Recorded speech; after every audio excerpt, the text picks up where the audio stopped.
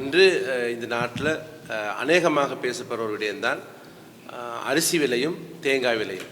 இன்று தேங்காய் 160லேருந்து 200 வரைக்கும் விலை நிர்ணயித்திருக்கிறாங்க இலங்கை முழுக்க. அதனால் சில இடங்களில் பாதி தேங்காய் 110 ரூபாய்க்கு வாங்கக்கூடிய நிலைமை கொழும்பில் சில பிரதேசங்கள் இருக்குது. அவங்க இன்று இந்த நம்ம நாட்டில் அநேகமாக தேங்காய் விலை தொடர்பான ஒரு பெரிய கருத்து, பெரிய ஒரு கலந்துரையாடல் மக்கள் மத்தியில் இருக்கிறது. அது தொடர்பான விவாதங்கள், பாராளுமன்ற விவாதங்கள், சண்டைகள் எல்லாம் நடந்து கொண்டிருக்கிறது. ஆனால் இந்த தேங்காய் உண்மையுமே நடந்தது. உண்மையிலே இந்த தேங்காய் எங்களுக்கு தட்டுப்பாடு ஏற்படுறதுக்கான காரணம் என்ன? இலங்கையை நாங்கள் எடுத்துக்கொண்டால் இலங்கையில் இருக்கிற மொத்த தேங்காய் உற்பத்தி செய்கிற அளவு சுமார் 5,05,000 ஹெக்டேரில் தேங்காய் உற்பத்தி செய்கிறாங்க. அந்த தேங்காய் உற்பத்தி எங்களுக்கு ஒரு வருடத்துக்கு கிட்டத்தட்ட 2.8 பில்லியன்லேருந்து 3.1 பில்லியன் வரைக்குமான தேங்காய் உற்பத்தி எங்களுக்கு கிடைக்கிறது.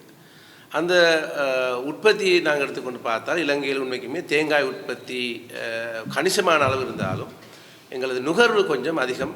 விசேடமாக இலங்கையில் ஒரு நபர் ஒரு வருடத்திற்கு 150 தேங்காய் அளவுக்கு நாங்கள் உட்கொள்கிறோம். தென்னாசியாவில் எடுத்து பார்த்தோம்னா இலங்கையில் தான் அதிகமாக தேங்காய் உட்கொள்கிறோம். ஏன்னா எங்களை உணவு கலாச்சாரம் தேங்காய் பால், தேங்காய் சம்பல், தேங்காய் போன்ற எல்லா விடயங்களையும் கலந்துருக்கிறது. அப்படி இருந்தாலும் எங்களோட மொத்த ஒரு வருடத்துக்கான நுகர்வு சுமார் 2.1 பில்லியன் தான். ஆக எங்களுக்கு மேலதிக உற்பத்தி இருக்கிறது. அந்த மேலதிகமான உற்பத்தியில் அநேகமாக நாங்கள் 400 மில்லியனிலிருந்து 800 மில்லியன் வரைக்கும் ஏற்றுமதி செய்கிறோம் தேங்காவை, அது வருமானம் கிடைப்பதற்காக. இவ்வாறு எங்களுக்கு ஏற்றுமதி செய்தாலும் இந்த முறை எங்களுக்கு உற்பத்தி கொஞ்சம் குறைவு ஏற்பட்டிருக்கிறது.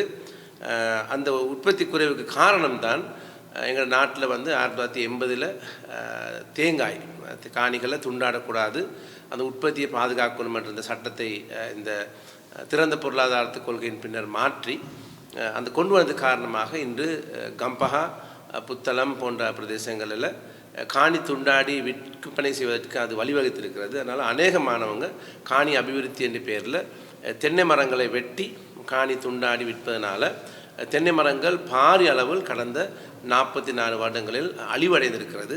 அது மட்டுமல்ல, உங்களுக்கு தெரியும் 2021 கோட்டாபய ராஜபக்ச செய்த அந்த விசர் வேலையினால், உர தீட்டத்தினால் அந்த நேரத்தில் நெல் சோளத்துக்கு மிகப்பெரிய ஒரு தாக்கம் ஏற்படுது. ஆனால் நாங்கள் அப்போ சொன்னோம் இது ஒரு 3-4 வருடத்தில் தென்னைக்கு தாக்கம் ஏற்படுத்த போகுது சொல்லி.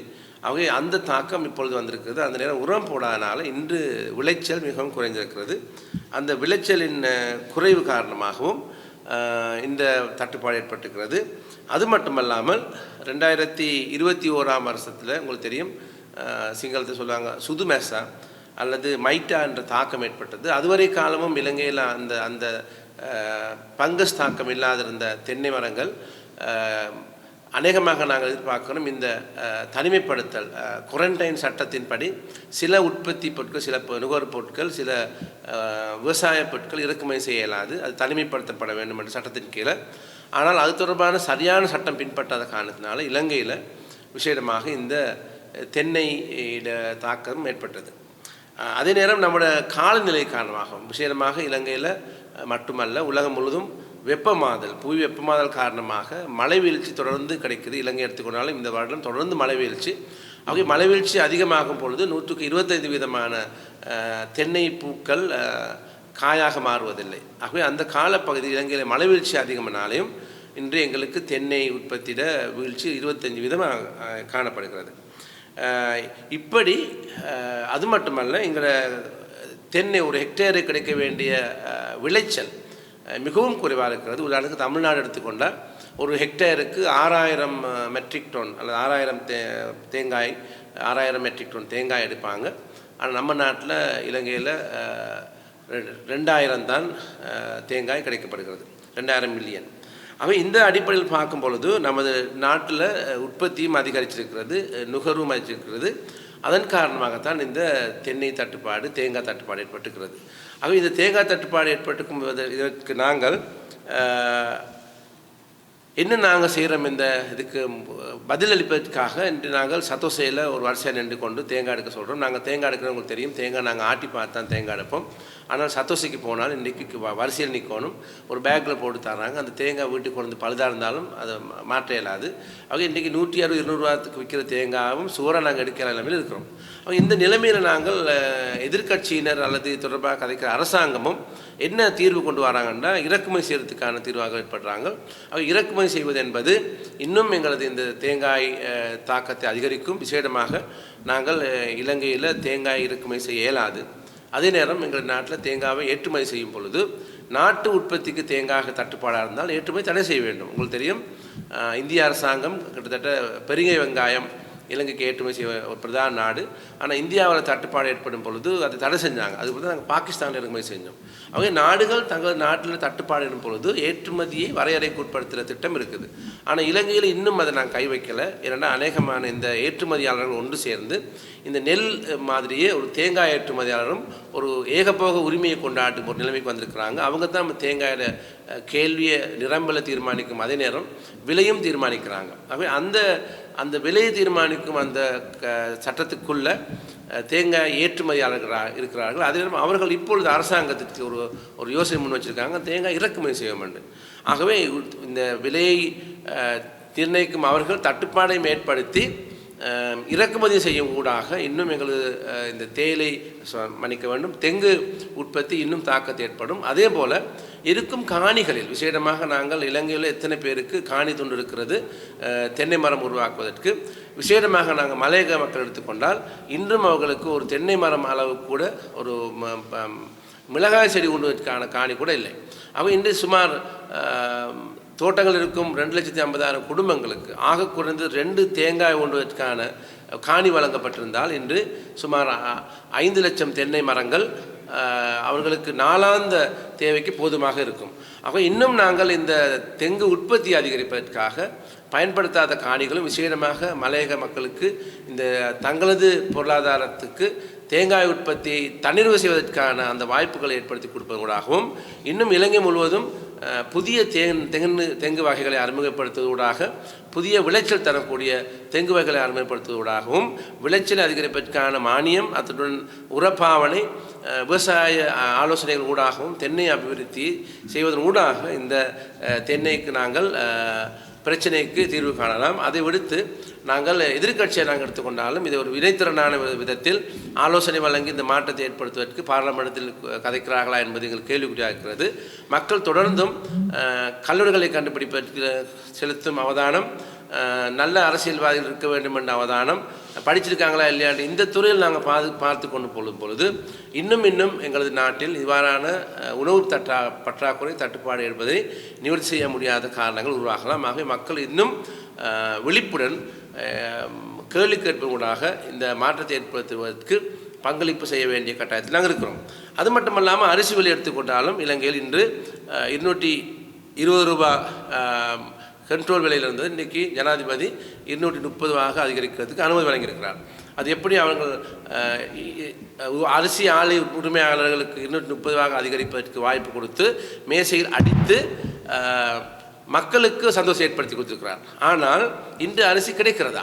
நாங்கள் எடுத்துக்கொண்டு பார்த்தோம் என்றால் இலங்கையில் எங்களுக்கு அரிசி தேவையான அளவு உற்பத்தி செய்யப்படுகிறது. இலங்கையில் நாங்கள் சுமார் 24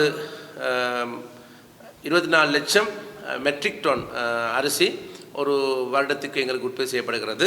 ஆனால் அது எங்களுக்கு அதிகரித்திருக்கிறது. நாங்கள் 37 லட்சம் டன் வரைக்கும் அதிகரித்திருக்கிறது. ஆனாலும் மேலதிகமாக இருக்கிற அந்த நெல் சிறு அளவு கோழி உணவுப் பொருட்களுக்காகவும் சிறு அளவு பியருக்கும் நாங்கள் செலவழிக்கிறோம். ஆனால் இன்று அநேக மாணவர்கள் பியருக்கு செலவழிப்பதாகத்தான் நெல் குறைந்திருக்கிறது என்ற காரணத்தை கூறி இந்த ஒரு முழு பூசணிக்காவில் சோற்றில் அமைக்க பார்க்கிறார்கள். விசேடமாக நாங்கள் இந்த நெல் உற்பத்தி எங்கள் நாட்டில் அதிகரித்திருக்கிறது. அந்த அதிகரித்திருந்தாலும் இன்று நாங்கள் அந்த பதுக்கி கொண்டிருக்கும் ஆலை உற்பத்தியாளர்கள் நெல்லை அரிசியாக வெளியிடுவதற்குள்ள தாமதம் தான் இதற்கு முக்கிய காரணம். அந்த வகையில் நாங்கள் கடந்த வருடம் பெரும்போகத்தில் எடுத்த நெல் அநேகமான அரிசி ஆலை உரிமையாளர்கள் 93 ரூபாய்க்கு எடுத்தார்கள். அந்த 93 ரூபாய்க்கு எடுத்து அவர்கள் உற்பத்தி செலவெல்லாம் செய்து சந்தைக்கு வரும் பொழுது 154 ரூபாயாக இருக்கும். அதோடாக நாங்கள் செலவுகள் கரண்ட் செலவு மற்ற செலவெல்லாம் சேர்த்தாலும் ஒரு 170 ரூபா தான் ஒரு கிலோவுக்கான உற்பத்தி செலவு. ஆனால் அவர்கள் இதுவரைக்கும் 50 ரூபாய் நிகர லாபம், ஒரு அநியாயமான லாபத்தை எடுத்தாங்க ஒரு கிலோவுக்கு. இன்று ஜனாதிபதி மேலும் 10 ரூபாய் அதிகரித்தனால 60 ரூபாய் லாபம் எடுக்கக்கூடிய ஒரு நிலைமை மாறி இருக்கிறது. ஆகவே இந்த அரிசி உற்பத்தி செலவு நாங்கள் அதிகம் என்று கூறுவது ஏற்றுக்கொள்ள முடியாது. அது மட்டுமல்ல, எங்களது இந்த நெல்லை இறக்குமதி செய்வதற்காக அனுமதிக்கும் பொழுது இந்தியாவில் இருக்கும் சுவர்ணா நாட்டரசியத்தை இறக்குமதி செய்வதற்கு அனுமதி அளித்திருக்கிறார்கள். முன்னர் குறிப்பிட்ட மாதிரி சதோச நிறுவனத்தின் ஊடாகத்தான் இறக்குமதி செய்வோம் என்று கூறினார்கள். ஆனால் இன்று எல்லா இறக்குமதியாளர்களுக்கும் அனுமதி கொடுப்பதாக கூறியிருக்கிறார்கள். அதன் ஊடாக என்ன நடக்கப் போகிறது? அரிசி ஆலை உரிமையாளர்களும் நெல்லை இறக்குமதி செய்ய போகிறார்கள். விசேடமாக இந்த இறக்குமதி செய்யும் பொழுது 120 ரூபாய்க்கு இறக்குமதி செய்யும் நாட்டரிசி இலங்கையில் 230 ரூபாய்க்கு விற்கும் பொழுது அநேகமாக 100 ரூபாய் நிகர லாபம் கிடைக்கப் போகிறது. ஒரு நாளைக்கு இலங்கை மக்கள் சுமார் 2 லட்சம் மெட்ரிக் டன் அரிசியை நாங்கள் நுகர்கிறோம். ஆகவே ஒரு கிலோவுக்கு இவர்கள் 100 ரூபாய் லாபம் எடுத்தால் யோசித்து பாருங்கள், ஒரு நாளைக்கு இந்த இறக்குமதி செய்வதனூடாக எத்தனை கோடிகள் இவர்கள் லாபமாக கிடைக்கப் போகிறது என்றது. ஆகவே இந்த அரிசி விலை நிர்ணயத்தை ஒரு ஏகபோக உரிமையாளர்கள் நிர்ணயிக்கிறதன் ஊடாக அதிகமான லாபத்தை எடுக்கும் அதே நேரம் சாதாரண மக்கள் தங்களது நாளாந்த செலவை இன்னும் அதிகரிக்கும் நிலைமைக்கு மாறிக்கொண்டிருக்கிறது. ஆக அரசாங்கம் இது தொடர்பாக சரியான தீர்மானம் எடுக்க தவறும் பட்சத்தில் இன்னும் இந்த நிலைமை இன்னும் உக்கிரமடையும். விசேடமாக இந்த லாபம் எடுக்கும் பெரும் முதலைகள், பெரும் முதலாளிகள் மேலும் லாபத்தை அனுபவித்து சாதாரண மக்களின் பால் இன்னும் வாழ்க்கை செலவு அதிகரிக்கப் போகிறது. ஆகவே அரசாங்கம் இவ்வாறான தீர்மானங்கள் எடுக்கும் பொழுது சாதாரண மக்கள் தொடர்பாக சிந்திக்க வேண்டும். விசேடமாக இந்த நெல் அரிசி இறக்குமதி செய்யும் பொழுது ஜனவரி மாதம் பெரும்போக அறுவடை தொடங்கப் போகிறது. பெரும்போக அறுவடையின் பொழுது இங்கு அரிசி தேவைக்கு அதிகமாக இருக்கும் பொழுது அதற்கான கேள்வி குறைய போகிறது. ஆகவே இந்த அரிசி நெல்லை கொள்வனவு செய்யும் இந்த ஆலை உரிமையாளர்கள் மேலும் நெல்லை மிக குறைந்த அளவு விலையில் கொள்வனவு செய்து பதுக்கலாம். அந்த நேரத்தில் விவசாயிகள் தான் இன்னும் தாக்கமடைய போகிறார்கள். ஆகவே விவசாயிகளும் நுகர்வோரும் மேலும் தாக்கமடையும். இந்த அரிசி மாஃபியாவை அரசாங்கம் நிறுத்தும் வரை எங்களது செயற்பாடு விசேடமாக மக்கள் தொடர்பாக மக்களுக்கு நன்மை பயக்கும் செயற்பாடுகள் கூடாக மக்களுக்கு நன்மை பயப்பதற்கு கேள்விப்படுத்தி அந்த மாற்றத்தை ஏற்படுத்தும் மக்கள் போராட்ட முன்னணி ரீதியில் நாங்கள் தொடர்பாக அவதானத்தில் இருக்கிறோம். இன்னும் நாங்கள் உன்னிப்பாக கவனித்துக் கொண்டிருக்கிறோம். மக்களுடன் சேர்ந்து இந்த போராட்டத்தில் ஈடுபடுவதற்கு தயாராக இருக்கிறோம். நன்றி.